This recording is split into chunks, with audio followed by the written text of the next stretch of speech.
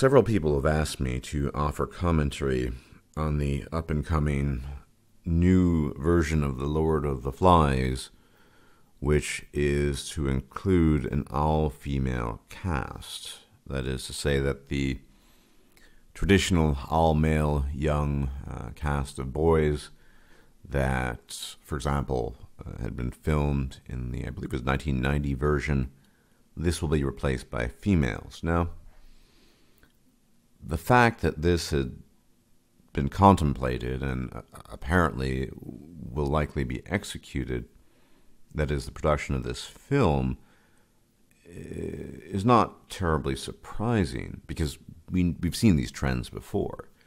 I mean, the all-female Ghostbusters, which incidentally was not very successful. I don't think it was a total flop, but it wasn't very successful.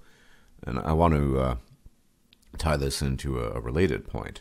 But the real issue here is just how far this particular attempt at reworking a very much set scenario, a book, in fact, doesn't really work. Because it strains credulity, quite frankly speaking, far too much. Now, many of you of my generation might have had compulsory reading of The Lord of the Flies in school, either junior high school or your equivalent.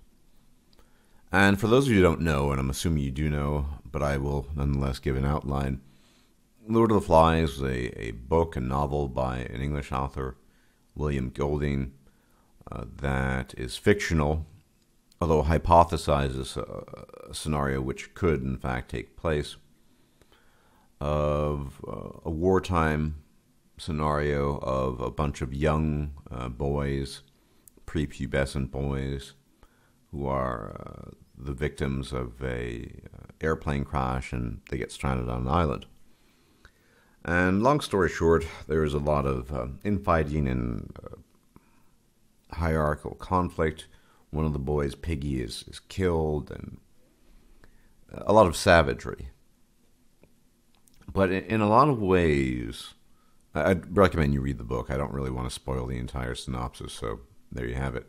In a lot of ways, The Lord of the Flies displays male human behavior, young male human behavior, at its worst. And it's an interesting insight into human nature, particularly young male nature.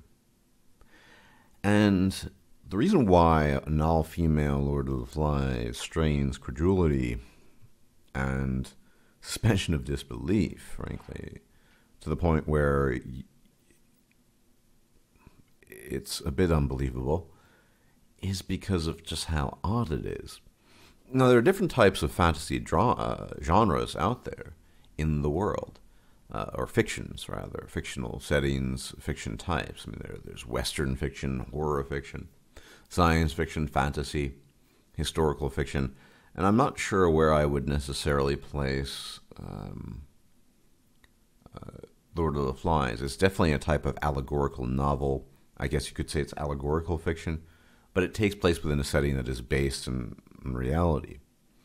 Now, I'm going to argue here that an all-female Lord of the Flies, well, it's basically a fantasy fiction, and you could probably go even further and say it's high fantasy, because, there's low fantasy and high fantasy, and fantasy settings with low magic and high magic, because it's so alien.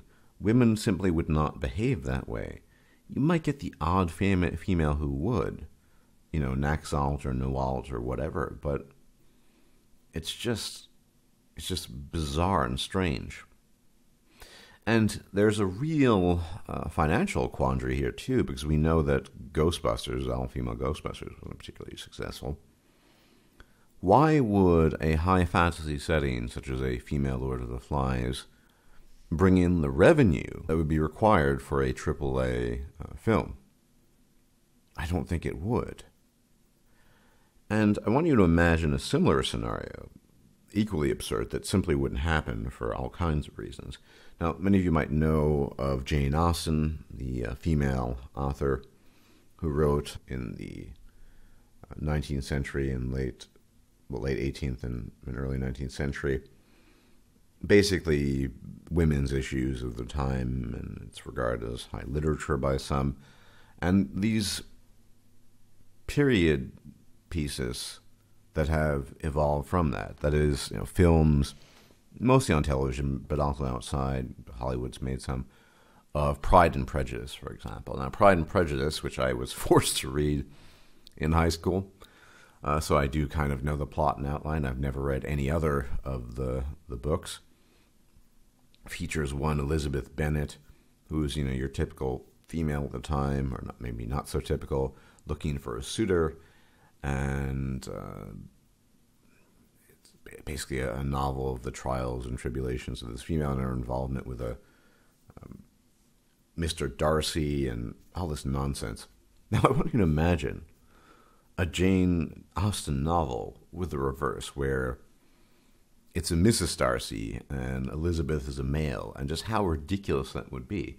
Now, these period pieces, these sort of film adaptations of the novels by Jane Austen are pretty popular amongst female kind. Women dig this stuff.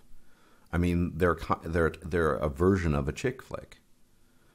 Does anyone here think that a reverse role version of Pride and Prejudice would be of interest to the market they're trying to cater to, that is the chick flick market? I don't think so. In fact, I think those types of films, if they were ever done, would spectacularly fail. Which begs the question, from a pragmatic and revenue-based perspective, well, why make an all-female cast, other than for ideological reasons, of a allegorical fictional novel featuring young prepubescent boys engaged in hierarchical conflict, violence, etc.? It doesn't really make a lot of sense. Like I said, it stretches and strains credulity. But the most important thing is I don't think it's going to make a lot of money. And here's where I find it a bit puzzling. Namely, usually the almighty dollar is the kind of the go-to sign of how things are arranged in a market-driven economy. You would think that a film of this type sort would not be very popular. I'm going to hypothesize now and prophesize as well, if it comes to fruition, that it won't be very popular. Just as a reverse role Jane Austen Pride and Prejudice, a Mrs. Darcy and a Elizabeth Bennet, an Eli Bennet or whatever, that wouldn't be very very popular. I mean, it might be almost a kind of comedy. It might be popular for that reason, but not for the traditional chick flick market demographic they're trying to cater to. So I find it very puzzling, to say the least. Other than the reason that this is just pure ideology, and I didn't think it would happen, but here you see ideology overriding market forces in the sense that otherwise you would not anticipate, or I certainly wouldn't anticipate. You look at the gaming world, for example, it's all about money. The customer can actually force the hand of developers and publishers in some sense by the decisions they make regarding their purses and how they decide to make use of their disposable income. But when it comes to Hollywood and the rest of it, I mean, not entirely, but it's really topsy-turvy. So, one, this is high fantasy. This would never happen in reality, which is okay, just like, wizards and dragons and liches and necromancers are part of high fantasy and don't happen in reality. That's fine, but presenting that in a sort of historical, allegorical, fictional scenario is absurd. But most people grasp that. Although, it's funny, because I've noticed some of the feminist critics, or the, I guess, normie critics saying, well, that's a great idea, but the problem is 2 men will be involved in direction and writing. Oh, okay. I just don't think it's going to be profitable. So why make the film? And I wonder if push comes to shove in the long run, if films along these lines or all-female Ghostbusters are just going to be such flops that people will say it's the common denominator is it doesn't make money. The bottom line is being threatened. As a consequence, these films are just no longer made.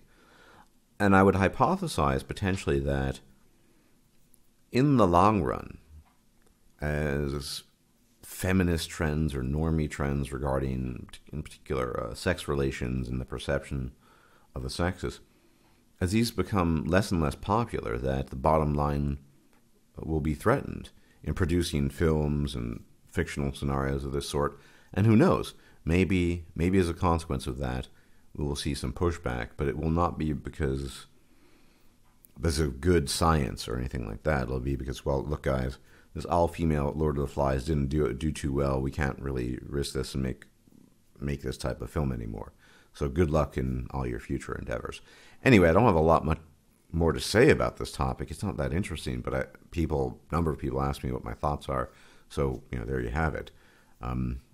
Summary: 1, high fantasy fiction. 2, it's not going to be profitable, so why bother?